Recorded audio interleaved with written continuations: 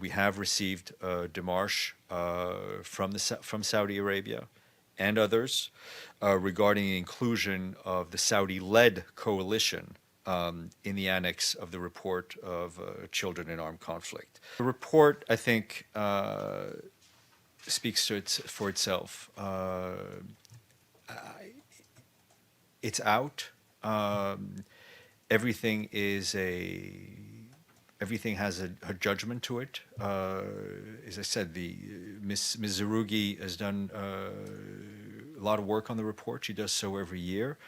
And there are mechanisms that are outlined in the report, monitoring mechanisms that follow General Assembly resolutions, and that was followed, and the result is a report as it stands. I think there are always, whenever a report comes out, a UN report comes out, there is debating, there's discussion within the House. The report is done when it's issued, and it has been issued, and it is done. Can I ask you about cluster bombs? Can I ask you about cluster bombs? There've been, I guess I want to ask you because there have been various pictures and Amnesty International has said it as to the UK, Human Rights Watch said it as to the US. It said that the US has stopped transferring them. Children holding bomblets. And so my question is, do you still deny that these weapons are being used by the coalition? We have not used cluster bombs in the conflict in Yemen. So the photographs that are taken, there's somebody bringing them in? I particular photograph, but I can assure you of the actions of the Saudi-led coalition that we have not used the cluster bomb. The lifting of the name of Saudi Arabia is irreversible and is unconditional. And while the United Nations did ask for us to provide them with some more information, and we have always been prepared to do so, but we are certain and we know that this removal is final and unconditional. At the news briefing, it was said that before he came out with this most recent statement, that the Secretary General was going to change the format of the reports so that in all cases, not just yours, that states and non-state actors would be listed separately.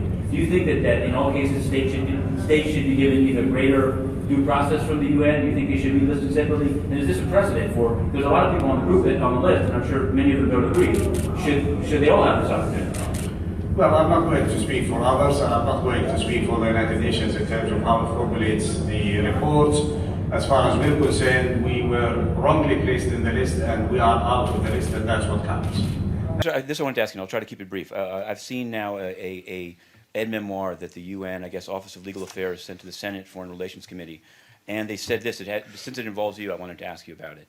It says that as to a meeting held in this room on January 29th, the UN has no documents, correspondence, or other written materials in print or electronic that it was a closed meeting, and it says that you arranged it entirely orally that it would be closed. So I wanted to ask you this, as a financial matter, how is it possible to arrange for UN audio engineering without there being any written record? I think, Matthew, I don't know what document you're quoting for or what the veracity of this leaked document.